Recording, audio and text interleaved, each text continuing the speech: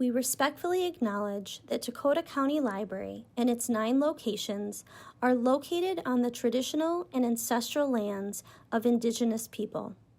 Dakota County resides on land that was inhabited by the Wapakuti and Midwakatoan Dakota people and other Native nations from time immemorial. Seated in a land treaty signed in July of 1851, this land holds great historical, spiritual, and personal significance for its original stewards, the Native nations and peoples of this region. We also want to respectfully acknowledge that Dakota County Library is the namesake of the Dakota people. By offering this acknowledgement, we work towards our value of acting inclusively and our mission of learning, and recognize our collective responsibility to engage our community in the history of the lands of Indigenous people.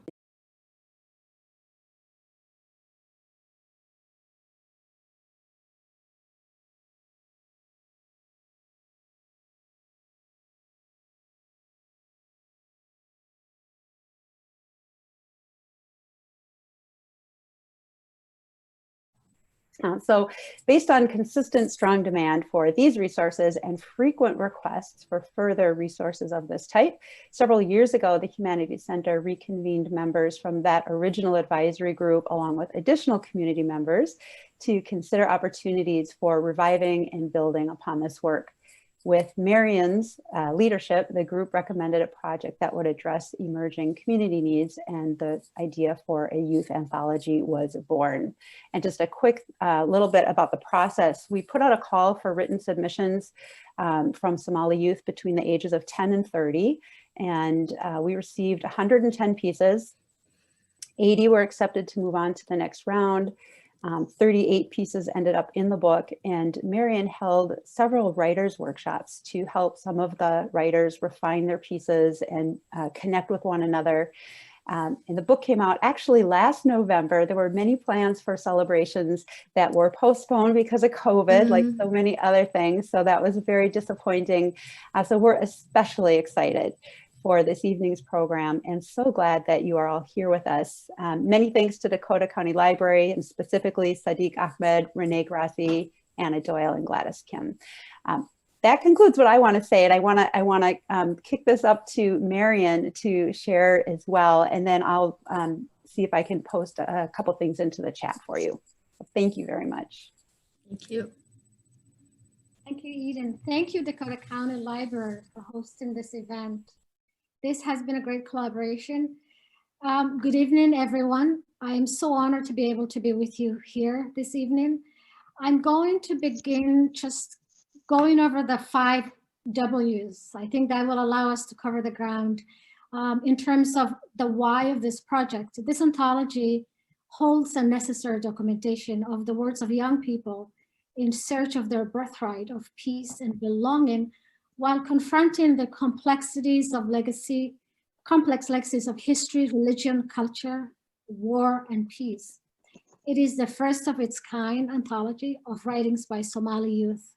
So in telling their stories, these young people are also telling the story of the Somali, the journey of the Somali people. And it is a story that has not been yet written, because of the recent settlement and the newness of our stories in displacement and migration. So this is a first of its kind anthology. It is a definition of the multiple identities of Somali people, particularly Somali youth, that are often so vilified. There is no other group like the Somali youth who are at the crossroads of journeys and movements between cultures, and from a religious tradition often misunderstood and misrepresented.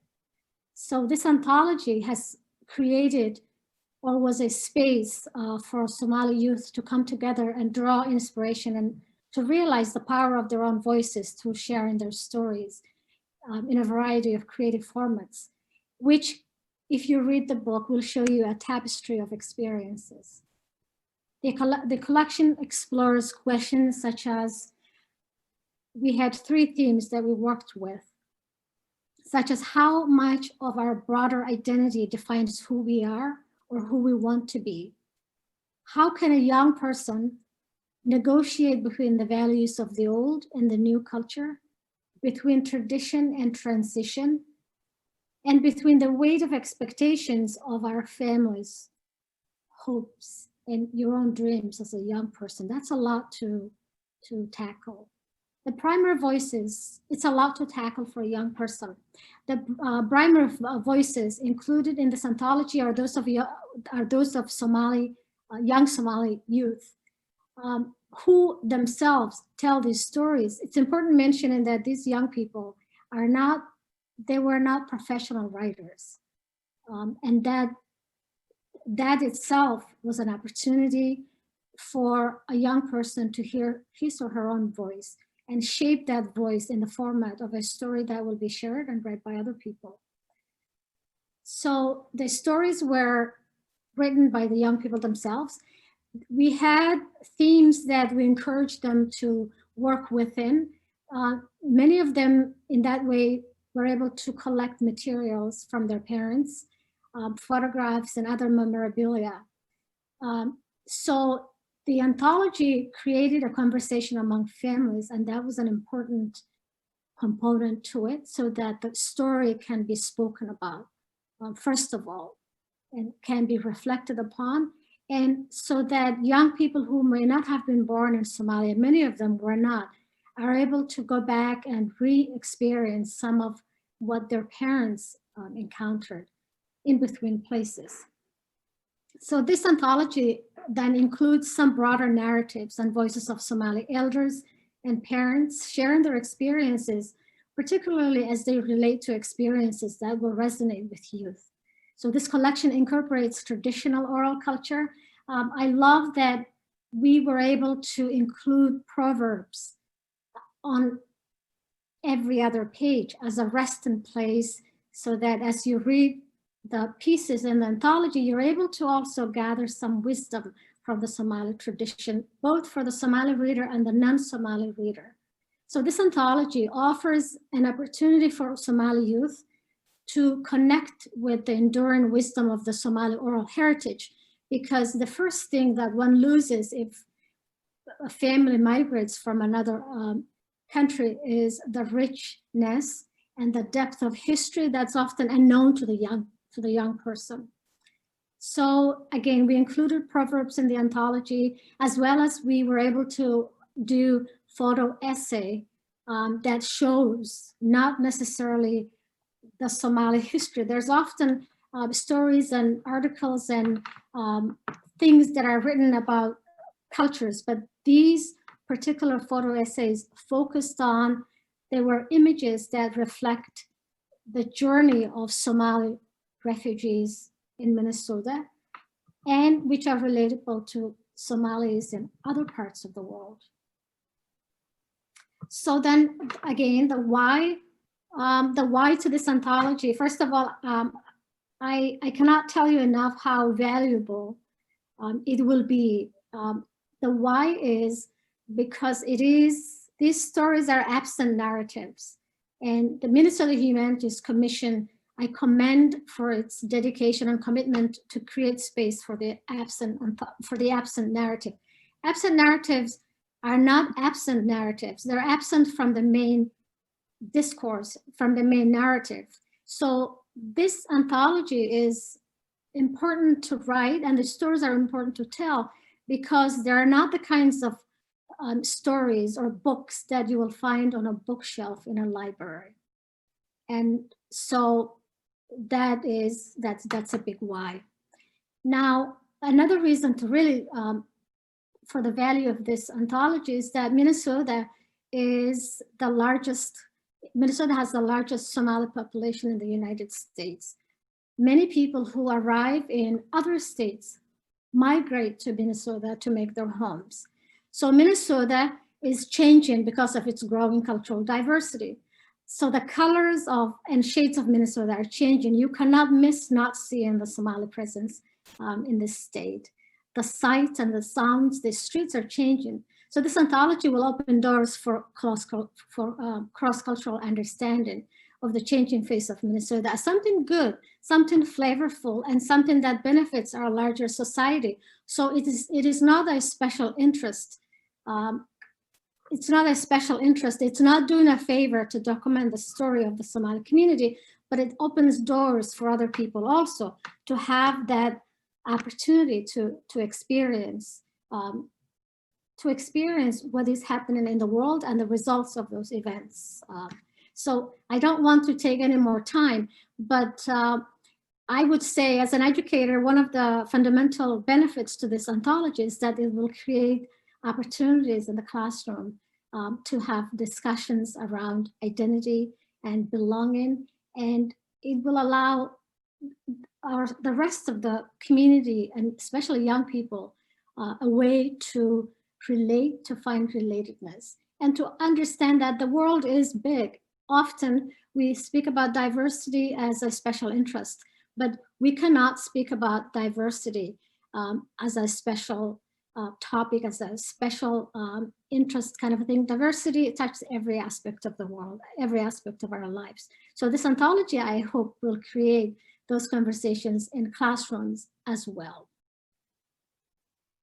One thing I will add to before we have the young people speak is to say congratulations. You are a trailblazer. Trailblazers, yeah. So if I would say you are able to begin to tell the story that I hope many others will share and will tell. Let me think about a Somali word for trailblazers that I can pronounce very easily. So I would say your stories, that being able to tell your stories inaad sheeko taariikh Soomaalida iyo waxay mareen inaad ugu horeysaan inaad sheegtaan idinka, and that's a good thing. So with that, I will bring it back to Kim and Anne to facilitate for us the rest of the program. Thank you, Marian. That was wonderful. Thanks. So let's get started right away with our writers. Safi Mohammed, if you would like to go first, you could maybe tell us a little bit, share with us a little bit about yourself, and then read us your poem. Okay, hi, my name is Safi. I'm a senior that goes to Osseo Senior High School. And poetry is like one of like my passions, and like hopefully like you guys could see my passion for it through my poems, because like when I was writing this poem about Somali Americans, it's like I was trying to talk about the struggle that we go through that nobody else really sees, because like people back home think we have it like so easy, and then it's actually way different than their expectations. Because like I went back home like once, and like they just like treated me so much differently, because they're like, oh no, you're from America, like you must have had it easy, you must have had that. And then so like this is just me trying to like get my word out there and like show people what it really is to be a Somali American, or someone who's raised in America. Yeah. My piece is called The Dreams I Carry. And it's like, yeah, it's about what I said it was about. Okay. From childhood, I heard the same words over and over. The things happening in my country, my family still needs closure. Open wounds, battlefields covered in blood, gushing from our soldiers, turning into a flood. Families flee wanting a better life, just to find out America was just a hype. I carry my family's dreams as though they were mine. I carry my family's dreams as though they were mine. Become a doctor, go back to Somalia, you could actually save lives. The pressure of becoming this great person is building up who I want to be and what I'm expected of. I'm trying, but is it really enough? Expectations I'm trying to live up to, the dreams I carry, you really have no clue. Yeah, that's it.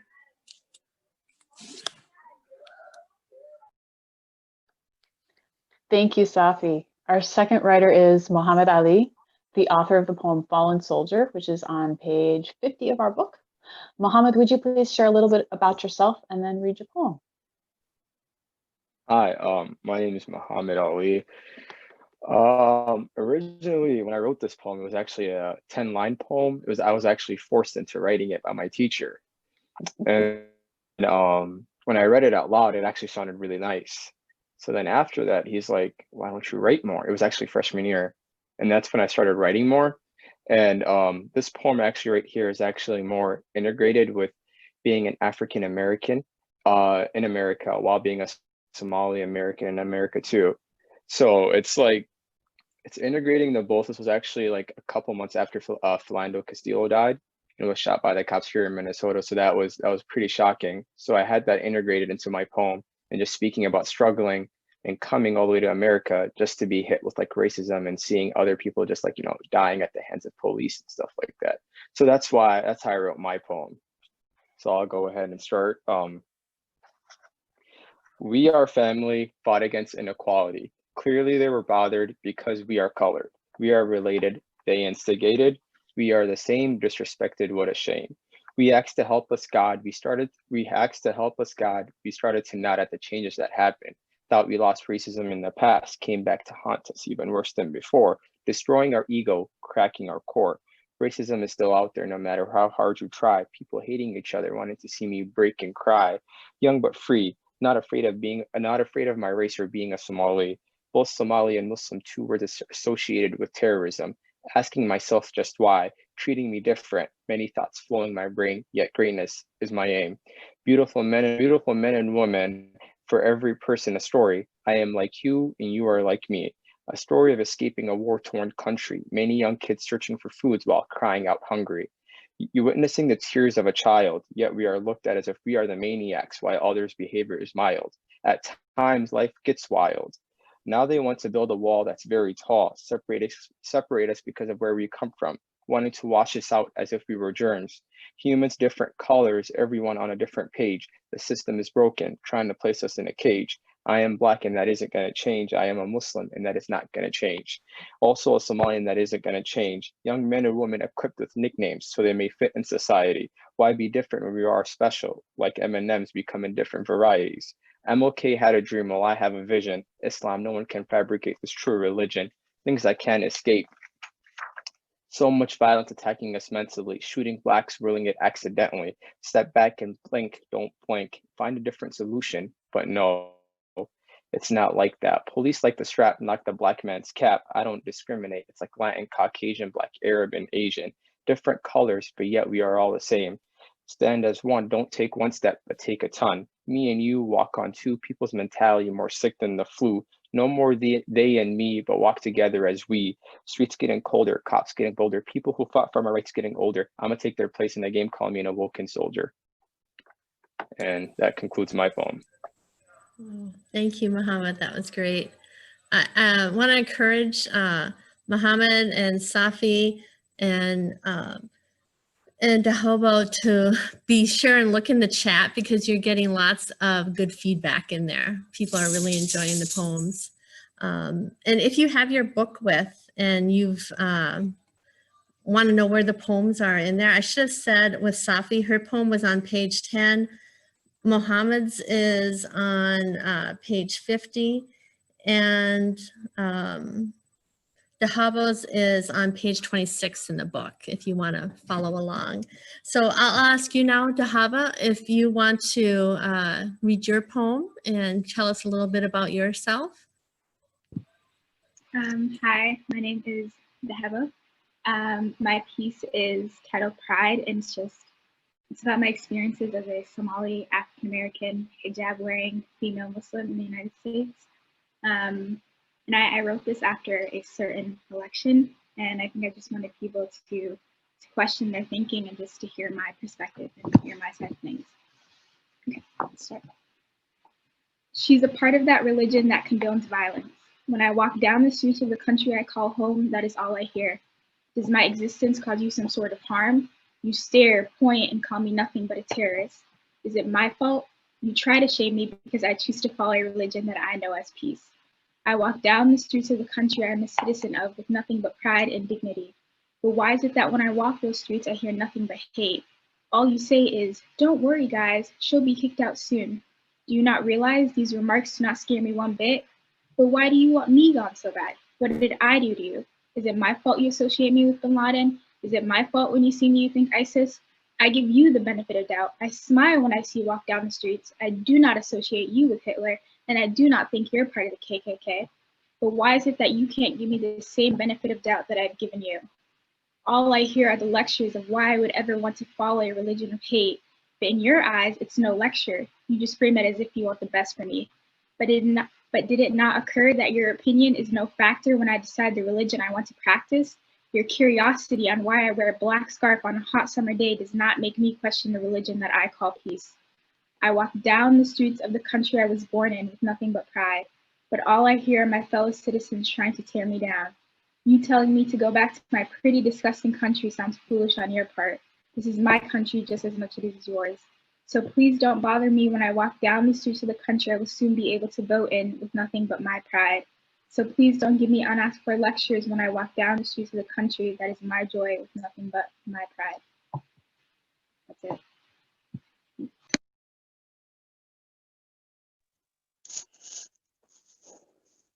Wonderful. Thank you.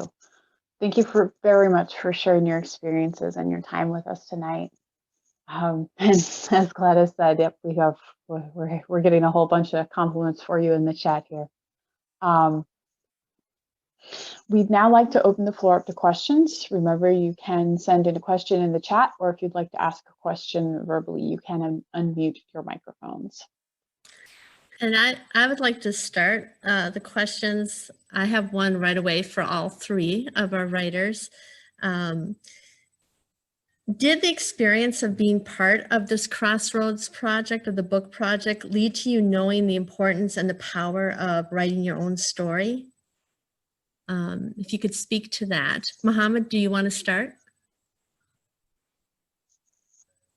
Actually, my Wi-Fi was cutting out. Could you repeat the question one more time, please? Sure. Did the experience of being part of the Crossroads project of writing your piece for the book, did it lead to you knowing the importance and the power of your writing your own story? It definitely did. So just being part of, like, you know, when I actually physically got the book, it was actually pretty inspiring. You know, it made me want to write more, just because, you know, being part of a collective, seeing other people write, reading other people's stories is just, you know, it just stands out there. And it's like, yeah, you know, I did it. I was part of a book that got published. So it's pretty cool on my end.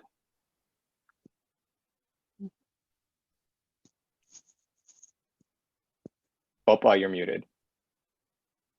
Oh, Dahabo, would you like to go next? Would you like me to repeat the question, or?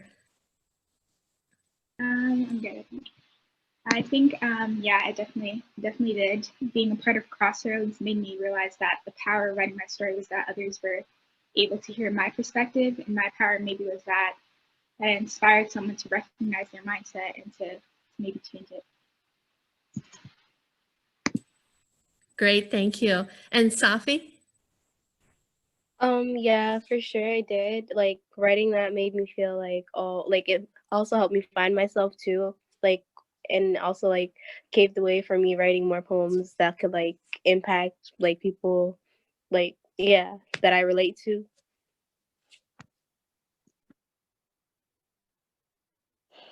Fantastic.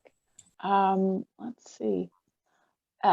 Did everyone support you sharing your story? How did your family and friends react when they found out your essay was going to be published?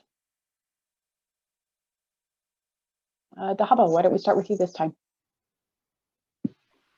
Everyone was very supportive. They're like, that's great, share your story. I don't think I encountered any hesitation.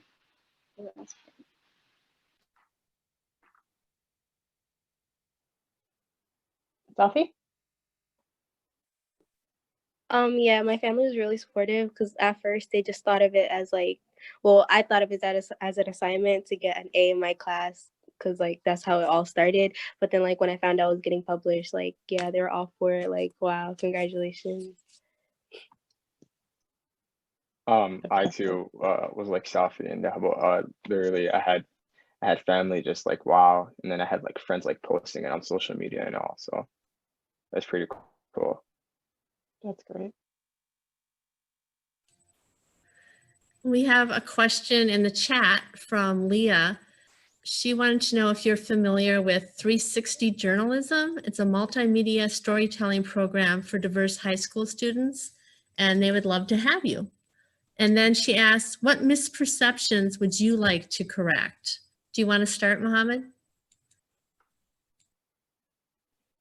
I mean, yeah, sure. There's a load of them. One thing though is just it's I so I work online, and I had someone like swear at me, and then just it was actually over chat. It was over text, so I'm pretty sure it was a lot easier to say over chat. But all you get to see is my name and then like a picture of me. So he came out who I was for my name and all. So it's something I don't know. I just feel like if we just act as one and just we could be a lot more productive as one instead of having all these different groups and all just classifying each other as different. If you were just to step together and work as a collective, our entire nation would be like, it would be a lot more progressive as one. That would be my thing. Thank you. Safi, do you want to talk about, clear up any misperceptions? Okay, so a lot of misconceptions like kind of relate to Dahabo's poem about like, being Muslim woman, a hijab, and like how it's like brand of such horrible actions. And it's just like there's a lot to clear up there, because obviously hey, there's like a lot to go into depth about. It's not like one thing I could explain, but like that's one of them that I would like to try to clear up. That's a big one. Thanks. And Dahabo, is there a misperception you'd like to clear up? There's a bunch. I feel like there's like two main ones. People are like, oh, Somalis are either terrorists who are pirates, or they're the kids are like all in the hood doing like gang activity. So I think I just want people to know that that's not the case for all Somalis, and we're actually really nice. You should talk to us. We're nice. That's really great. Thank you. All right, let's see. Our next question is from Gretchen, who says, this profound writing experience has impacted you clearly. How has it helped you look at your post-high school career? Safi, can we start with you this time? I'm sorry, can you repeat that? Sure. This profound writing experience has impacted you. How has it helped you look at your post-high school career? Like I said, it helped me find myself a lot, because like once you actually start writing about your background, where you come from, your people, and just like everything, you tend to have like this whole new perspective about yourself and like your future, your past, everything. I kind of saw like things in a different light, I guess. Sure. How about Dahabo?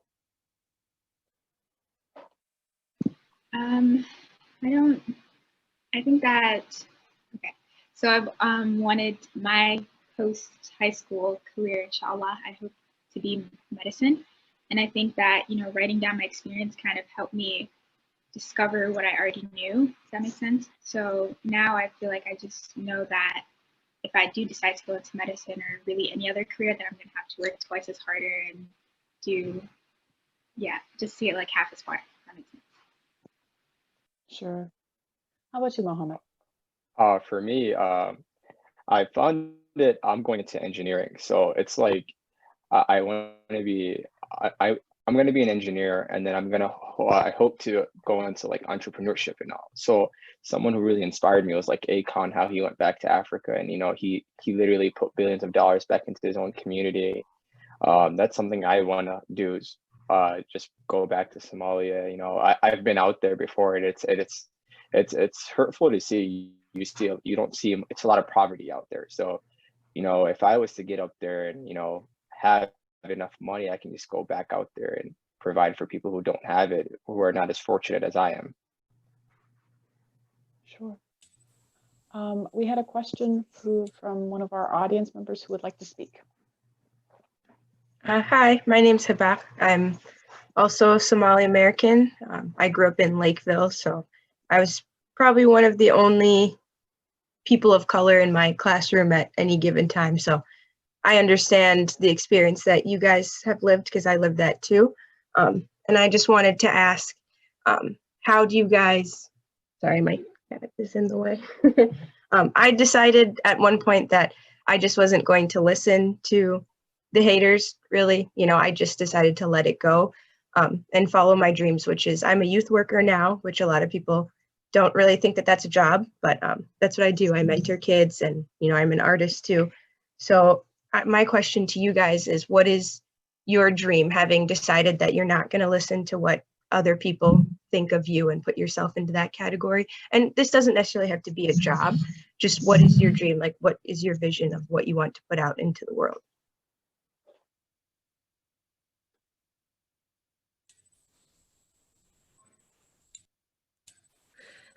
Maybe Safi, do you want to start? Okay, like a dream that I would want to put out into the world is kind of like caving. Like, I don't know if you guys know this, but there's like this girl, the Somali basketball player named Jamad, and like she's like caving away, like a way for young Somali Muslim girls to like play basketball and everything, like go against all the like negativity from our community and everything, saying, oh, girls can't do that. There's like I don't want to, like, I'm not going to say this is like a career choice, but like I want to like pave a way for like younger girls to kind of like get their voice out there and like kind of like just go against all the stereotypes in our community and just like be themselves for once. That's great. Mohammed, do you want to go next? Yeah, sure. So for me, I also started mentoring. I just find it like it's really nice when you see other kids writing and being out there. So I help around in the community. I work with my uncle over here in Rochester, and we have like this little get together where you get all the kids in the city, and we have pizza and stuff like that. And we actually shoot around, like Safi was saying. We have for females can come over too, but it's a lot more men and it's a lot more males. And we have like tournaments all around. And then we have friends from all over town from different cities coming together. And it's just something that I want to see, where you see a lot more youngsters being part of something instead of being out there, in the streets or not having a future. Coming together and talking to other people and networking is the best way to become successful in life. And that's something I want other people to have, just that pure networking. Thank you. That's great. And we have another question. Or no, Dahabo, I'm sorry. did you want to? Yes, I'm sorry, Dahabo. You've got to answer that yet. My answer is very much like Safi's. I think I just want to like pave the way and show people that your hijab doesn't have to limit you, or your skin color doesn't have to limit you, or your background doesn't have to limit you. Just to show like young girls, inshallah, in the future, if I'm a doctor, in a white coat wearing my hijab still, that you can do what you want to do, and your hijab or your color or anything does not limit you. That's great. Dahaba, would you like to answer? We have another question in the chat room. What is your writing process? Maybe you want to start with that one? I did not have a writing process. When I wrote this, I was like 13, and it was like an assignment for 8th grade English. So there's no writing process. I just look at the rubric and try to match it to my own story. So I didn't really have a writing process. Well, thank you for your honesty. That worked. Yeah, exactly. It worked for you. It worked. Yeah. Safi, did you have a writing process? I also didn't have a writing process. With like, I just write what comes into my mind, honestly, and then like I go back and look at it after I'm done. I want to jump in here and say, when we sent out for the call for papers, it was to a variety of writers from age 10 to 30. So in that process, we collaborated with some of the school districts, with the teachers who helped us to cultivate and to groom potential writers for the anthology. And that's where I'm proud Dahabo and Safi and Mohammed were able to get into the process in that way. But the anthology was organized in 3 sections: what it means to be a young person in between cultures, what it means to be Muslim in America, and the theme of memory. And within that, we organized the stories and the poetry as past, looking back to what happened in history, in the Somali experience back then, what happened, the war, the continuation and the struggles of that. And we had the present, what people are dealing with, and the future. In that section, there are many, many young people who, as Hibak is saying, who succeeded to define who they are, despite how others see them, and who have been able to actually see the beauty and the depth of the Somali culture and appreciated that, and who gained strength from that and moved on to do amazing things. So I hope when you read the anthology, people will find those stories as an inspiration. Thank you, Marian. Mohammed, you're the last one to answer on the, did you have a writing process? Sorta. My first 10 lines are actually in haiku way. It's like I forgot how it went. It was like 3-7-3. That's how I wrote it, and then I just built it off of there. That's usually how I write my poems. It's a lot easier. I wasn't trying to be cool or anything, but that's literally how I write them. Hey, if it works for you, then go with it. All right, another question from the chat. Do you enjoy reading? And if you do, any favorite genres or authors that you'd like to mention? Why don't we start with you since we have you on board?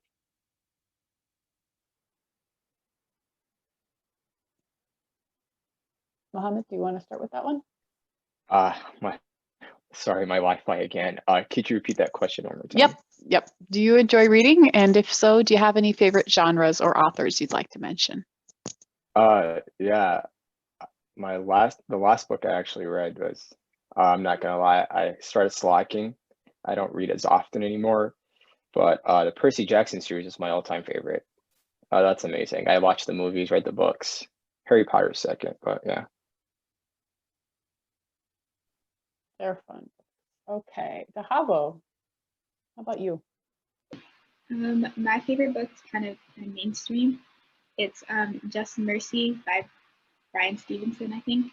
I love that book. It's so, like, it's eye-opening, and I cried like so many times reading it. So Just Mercy, Bryan Stevenson. How about you, Safi? My favorite book series would be The City of Bones. I reread that series like 10 times in 6th grade. So, yeah. Sure. Okay, looks like we have someone. I just lost her. Okay. Someone would like to comment about the writing process. Rukia, did you want to speak or type?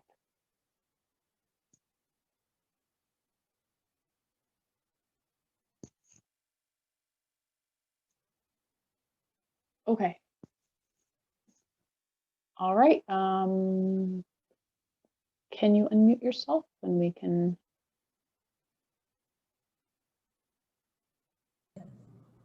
Yeah, can you hear me? Yes, there you are. Okay. Thank you so much. And I would like to thank all of you.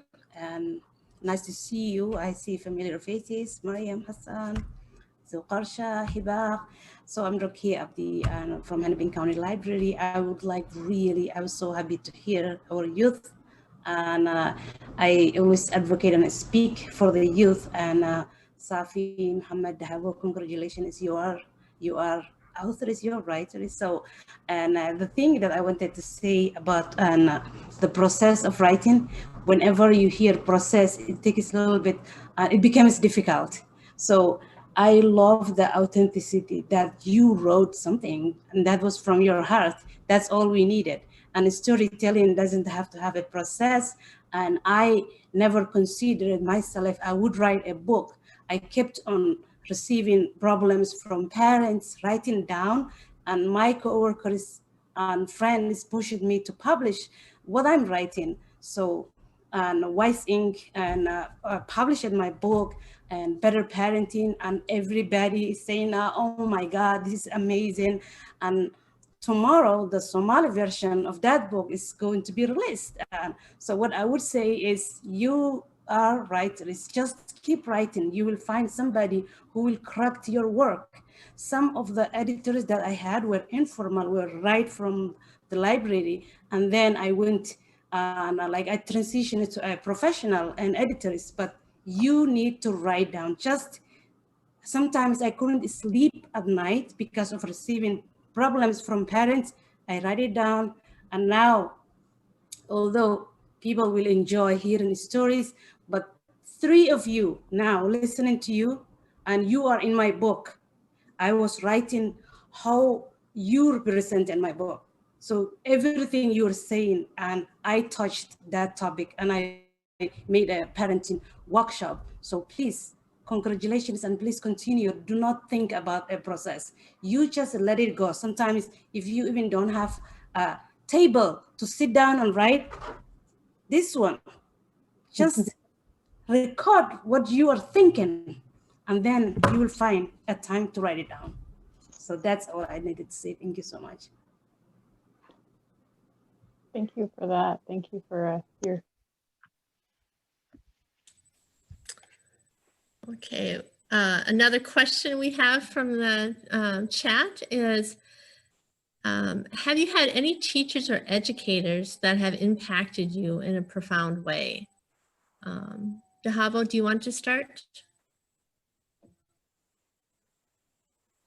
Teachers or educators. I think most of my teachers have had an impact on a day-to-day basis, and sometimes all those little things can grow and impact your whole life. So maybe I'm having a hard time thinking of like a specific instance, but yeah, day-to-day basis. Great. Safi? Yeah, I've had a lot of teachers, especially like my English teachers, who have like pushed me to like put my poems out there, like either in poetry out loud or like, but then like my teacher that like actually got me here was my citizenship teacher. So like, yeah, I guess thanks to him. Great. And Mohammed? My English teacher is the person, the reason I'm here. He's the type of person, like, he actually got a new job now, but he's the type of person that you see around town a lot. So he never gave me his phone number or his email. He's like, you see me when you see me. He was the type of person that was joking around all the time. But I see him a lot, and I always tell him, like, it's like, thanks, man, for being around and stuff like that. Because, high school was pretty long for me, and he was there for it all. Oh, that's great. I feel like there was another question in the chat that I missed. I'm just going to go back real quick and check here. I don't see it now. We missed your question. Please retype it because I can't find it now. In the meantime, how did writing down your experiences and feelings help you to think about them? Safi, would you like to talk about that? Wait, like towards the poem or like in general?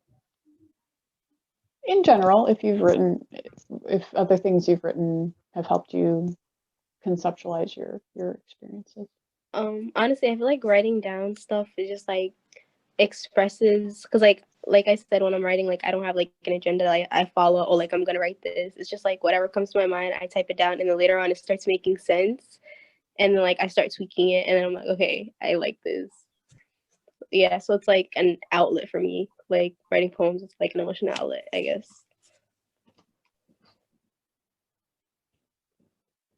Sure, that sounds good.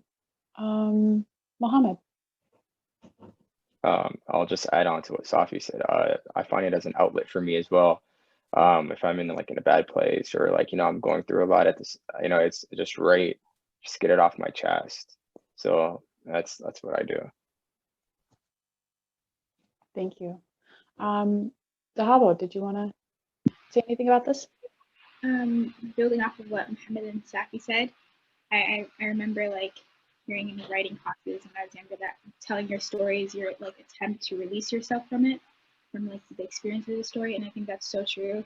And I think by writing down my story, I like of course felt that it would like help others understand my perspective, but more importantly, I think it helped me realize that writing down my story was my attempt to release myself from it, or from like the experience of like racism or religious intolerance.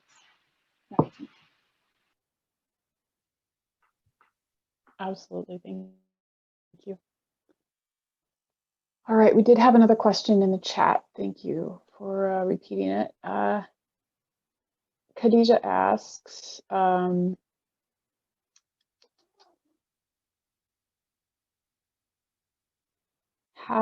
with how 2020 is going, how has your writing helped you?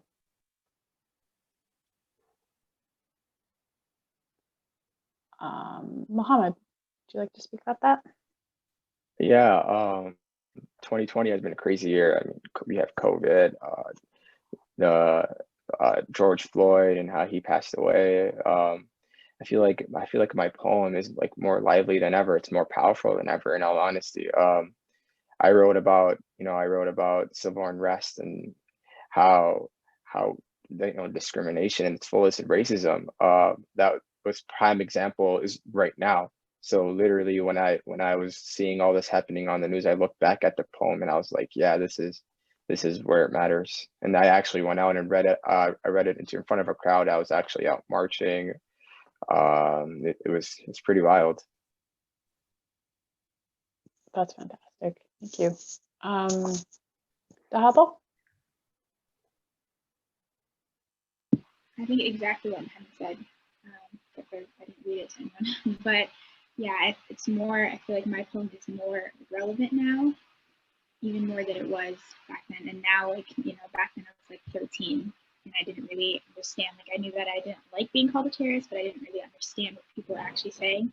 And now, in like 2020, and like hearing, like learning more and understanding more, I think it made me realize the relevance of my piece now.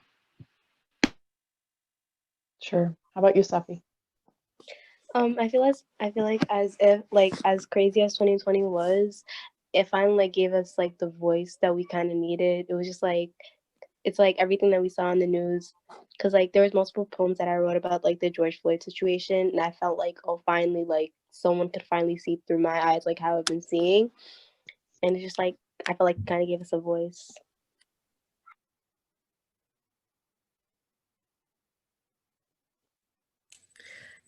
Is there a message that you would like people to take away from when they read your poem or when they hear you speak it? A message or some meaning that you'd want them to take away for other Somali youth or non-Somali youth? Is there a message?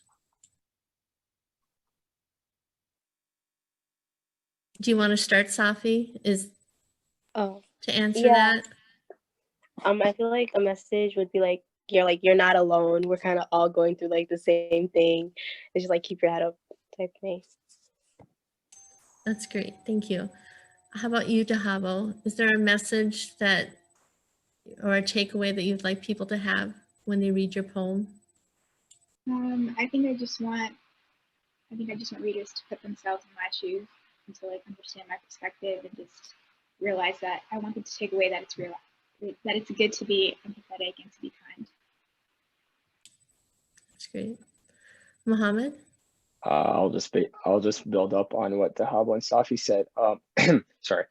Yeah, it's literally anything is accomplishable. So we can do anything if you just put your head to it, and no matter you should put yourself in my shoes. What Dahabo said, that's a great example. Like if you were to do that, you'd understand what it is and how to live like me. It's a lot different now. Thank you.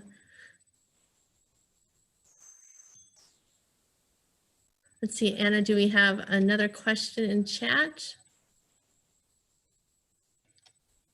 I didn't see any others. There were a whole bunch of messages all at once this one. Oh, okay. We did get a question. It looks like Marion has a question to talk about. Did you want to speak now? Here's what happened. I had that from a previous Zoom meeting, and somehow it ended up showing up on the chat. I didn't have. Oh, Yeah. Okay. Okay. Technology and how it all comes together. Yeah. All right, let's see here. Okay, we do have another question here. Have any of you three ever spoken to elementary school students? And if so, how can I get you to come to my school? I think they'll will need to know which school you're at and first part of that. But okay, Mohammed, have you ever spoken to elementary students? Yeah, at the mentorship program that me and my uncle run. Yeah, it's I've actually read it out to them. I let them read throughout the book and my little siblings too. But it's Lakeview Elementary School. Yeah, sure, I'll be there. But yeah, I've been reading out to a lot of younger people, just try to be influential to them. Sure. How about you, Dahabo? I've spoken at like elementary schools in my area, in my school district, Richfield, and I've done like some speaking at what do you call it, like religious centers, like Duxi. I don't know how to say that in English, but it's like religious centers for young Muslims. But yeah, I'd be down to go to Lakeville. All right. Well, this person has put their email in the chat if anyone would like to take them up on it. Safi? Yeah, I have spoke to elementary school students at like for a volunteer thing, but like I didn't read this poem. I read like another one, but like yeah. Fantastic. Okay, looks like Jibril has a question to speak out loud. So I'll let you unmute yourself and do that. Yeah, hello. I have no questions, but I have a comment. Not comment, actually. I want to praise the brave young who came and present today, who wrote a book. They are very brave. I'm proud of you as a Somali mother. My name is Nigel Green. My name is Huda Ali. I'm a school success liaison at the Lakefield Schools. I'm so proud of you. I listened to the whole session, and I brought all my kids. I have 6 kids here in my home, and we're all sitting listening to you guys. So proud of you, and I could not be more proud. Keep going, and I hope you are a role model. So many other. I know there's a lot of home writers in our community just coming out and show their work and show their talent. I always say Somali kids are resilient in many, many ways. They are our home Somali citizens. And Duxi, they need to learn Arabic. In the school, they need to navigate the school system and American life. So you guys are resilient, smart, and brave. So many, many things. I can sing till tomorrow. For tonight, congratulations, and keep going. For whatever life put you, it will be resilience and perfect. Thank you for the opportunity too. Thank you. That was wonderful, Jibril. I'm sure they appreciate it too. And there was another question in the chat. Amran, looks like, says, how long does it take for you to write a poem? Mohammed? I wanted to start off by thanking Huda. Thank you for what you said. Yeah, writing a poem though, it takes, good God, depends. This 2.5, I wrote 2.5 pages on this one. That took me a week, maybe 2, depending on how long it is. And you know, if it's like an impromptu thing where I just write it down, or if it's like something I actually want to put my full thoughts into, it differs. All right. Coffee. How long does it take you to Yeah, write? I also would like to thank Javi Huda too. It means a lot coming from you. And honestly, I feel like I don't have a time limit on it. It's just like all my poems were like, when I was writing this poem, I came to class mad. So I feel like emotions like help me write faster. So if I'm mad, if I'm sad, it's like I can get it done within either like literally a week or a month.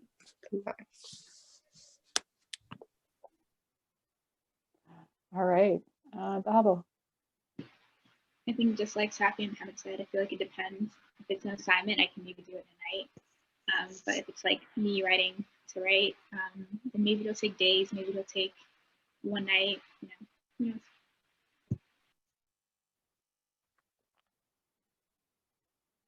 Thank you. We have another question in the chat from Lily. I just started reading A Promised Land, where President Obama talks about him becoming interested in public service. Is that something that you'd be interested in? You can start if you'd like to. Dahabo, excuse me, I'm sorry. I see you in front of me and I think I'm talking directly to you. Sorry for that. But yes, if you'd like to answer. Yeah, I wanted, okay, I say I want to go into medicine, and I feel like that's a logical thing to do, and I really like medicine, helping people, but I've always thought about like being a lawyer or doing something in like political science or something like that. And my dream since I can remember, since I was a little kid, was that I'm going to become Secretary of State of the United States of America. So I don't know, we'll see. That would be fabulous. Aim high. Yeah. Yeah, good for you. Okay, Safi, would you like to go next? Yeah, but can you repeat the question, please? Yeah, the person just wonders are you interested at all in a career in public service? Not really, but like I could kind of like, oh yeah, I mean, I'm not really going towards it, but yeah. Okay. And Mohammed? Definitely. Probably, starting off as a council person to, what the hell is it, ending up like somewhere in the White House. That's fabulous. All right, from Linnea, who do you think should read this book, and how can you amplify your beautiful voices? Let's start with Safi.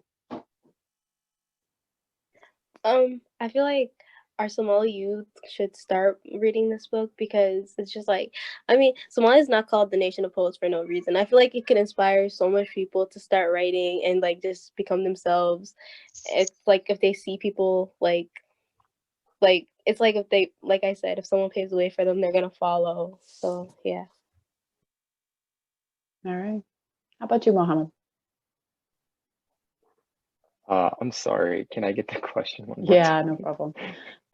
It was, who do you think should read this book, and how can you amplify your beautiful voices? I think this poem is targeted towards our Somali youth, but I feel like everyone should read it, just so they can, what the hell said, like, a lot earlier, put yourself in my shoes and, like, read it. That's what I would say. How about you, Dahabo? I agree with Mohammed. I think everybody should read it. And I wrote this kind of in mind, with everyone in mind. I don't really have like a target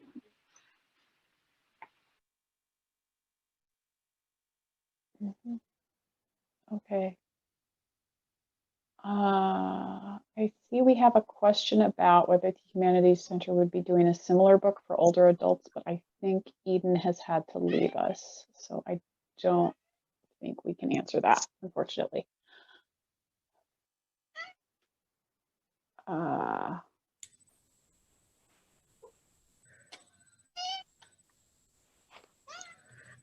could ask another question that we have.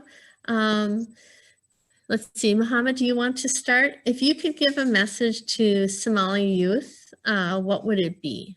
Somali and Minnesota youth.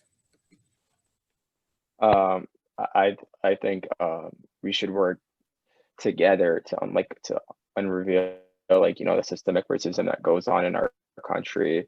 I think just because we're immigrants, our parents are immigrants. I mean, we should work together as one.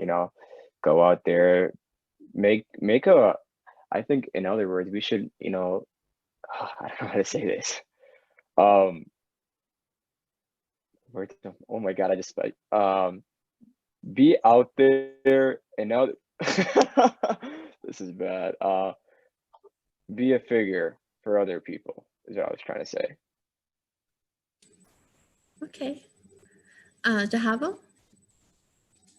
I would tell Somali youth that I know it's hard to be Somali, and you should just push through it, be strong, be you, and Dino Virginia.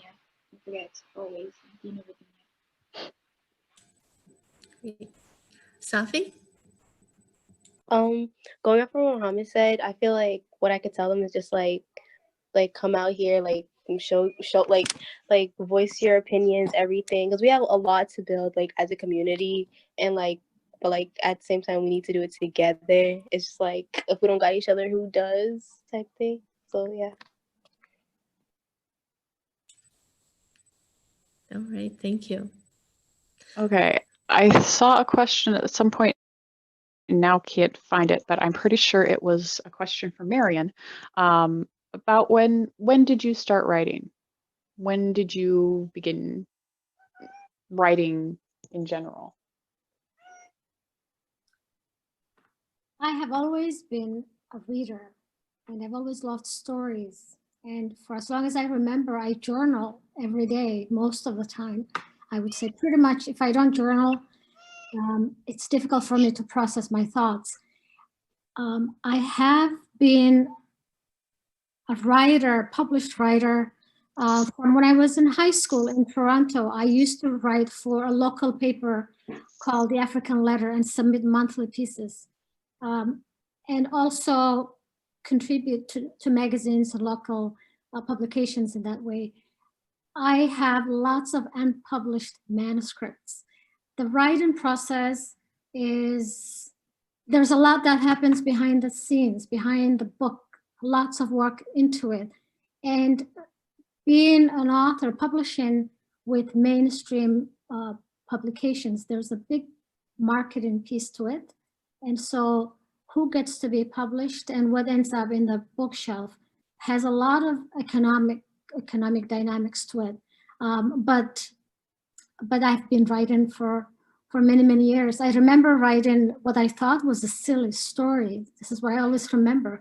And sharing that with my father, who was a big anti-government, anti-establishment opposition to the Somali regime. And I remember him saying, I think I must have been maybe 10 maybe, or even younger than that. And I remember him saying, you know, this cannot even be written by the men who rule this country. And I thought, I was a big writer. I remember thinking I was a great writer. So I hope that answers the question. Writing doesn't have to be one that ends up in a book. It can be, the best writing happens for yourself as a way to really put things in perspective and make sense of the world. So I hope young people, whether Somali or not, will turn to writing and reading as a way to really be here in this present moment.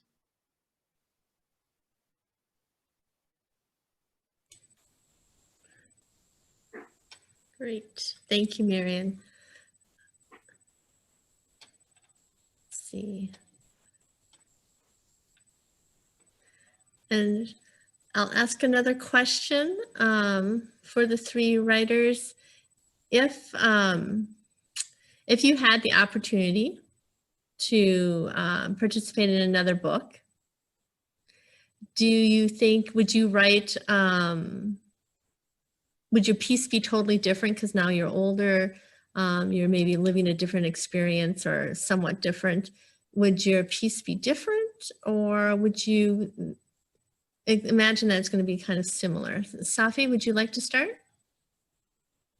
I feel like my piece would be like a little bit different now that like I've grown and like I've seen it from like a different perspective. But at the same time, it'll be still talking about like the same things, so like what I'm going through and like people like me are going through. Thank you. How about you, Dahabo? Yeah, just like Safi, I think it would I think I'd write about the same thing, to be honest, but my grammar would probably be better. Parallel sentences. Great, thank you. And Mohammed? I think my poem was made for now rather than before. I think it speaks a lot. It's a lot more vocal now when I read it. When I read it out loud, it's a lot. It influences a lot more people now, is what I would say. Yeah, it does seem like it was written for this year. Speaking of, Amran Woods asks, did writing help you go through 2020?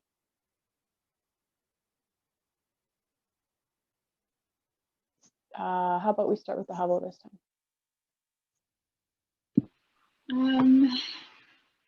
Yes, I think writing is like definitely a way to like express yourself and a way to like escape the outside world.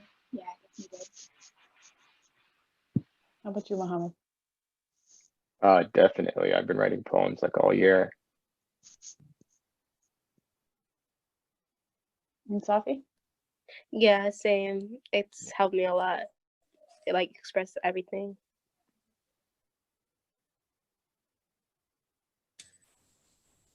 Then we have a question that's a little bit different.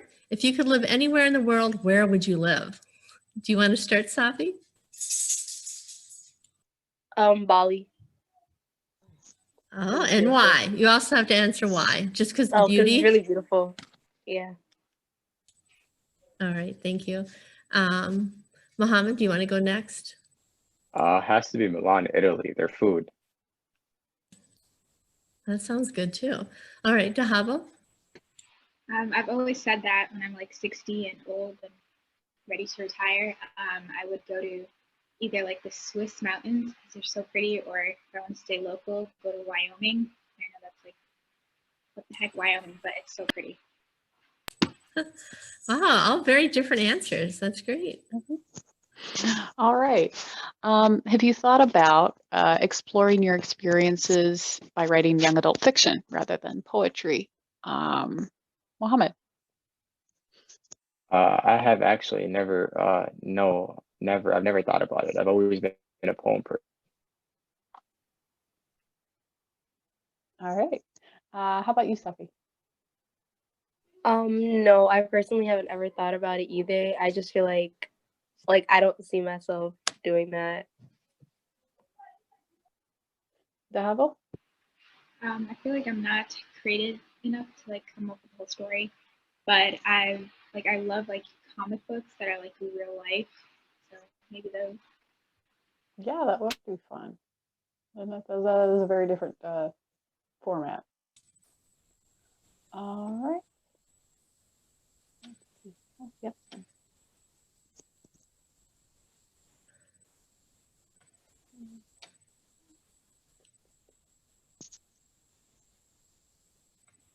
Okay. How about this? Is there anything that you would like to ask some of the other writers in the anthology? Because I imagine that you didn't have a chance to read a lot of the things before they were published besides your own. Is there anything that you would like to ask about some of the other writers if you had a chance to speak with them? Dahabo, what do you think? I don't know, that's a question. I would ask them about their, like, what was the thinking of writing their poem or their story. Yeah, that's what I think. How about you, Safi? I would ask like their thought process while they were writing and like the inspiration behind it, I guess. Mohammed? I agree with my fellow writers. I think I'd ask why and like what they were thinking the entire time writing it as well.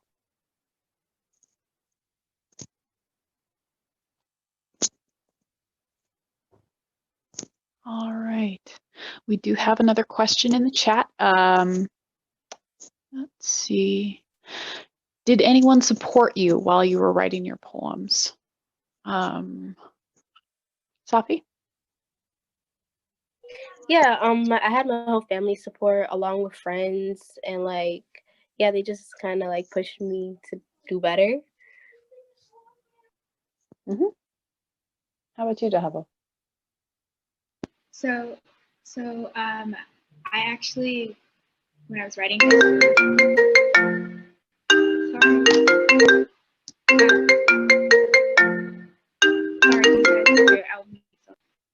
I'll let him go.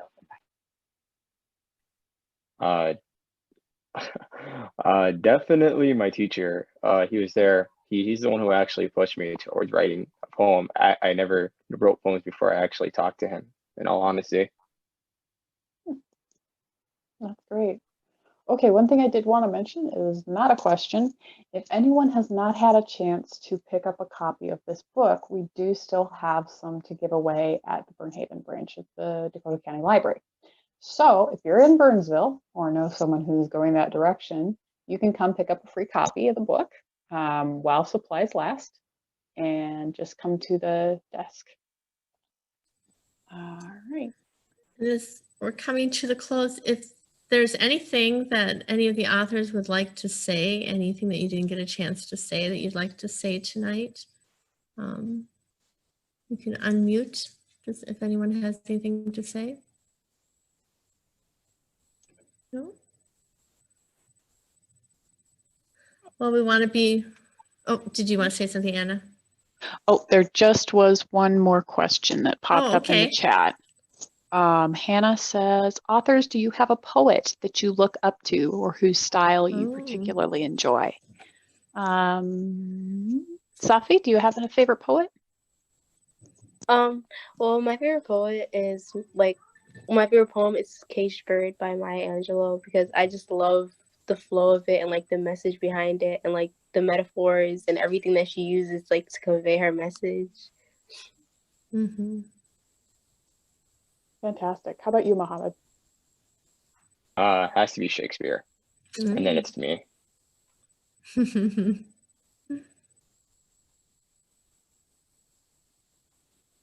Dahabo? I was gonna, sorry, earlier I was getting a FaceTime call on my laptop, but I was gonna say that Frank St. Wally, he's a local Minneapolis poet, and he really helped me during writing this poem. So I would say that I really look up to him in his writing and like how he performs on stage and like the hand movements and everything that he does. So Frank St. Wally.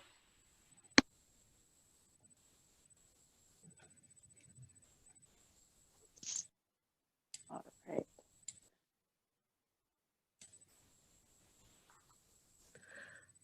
Well, I just want to express my gratitude tonight for Marianne and Eden, Mohammed, Safi, and Dahabo for coming here or being part of this tonight. Your experience and just the energy and the positiveness that you bring, it's been wonderful. And as you can tell by all the messages in chat, people have really appreciated you sharing your stories tonight. I don't know, Anna, if you wanted to say anything.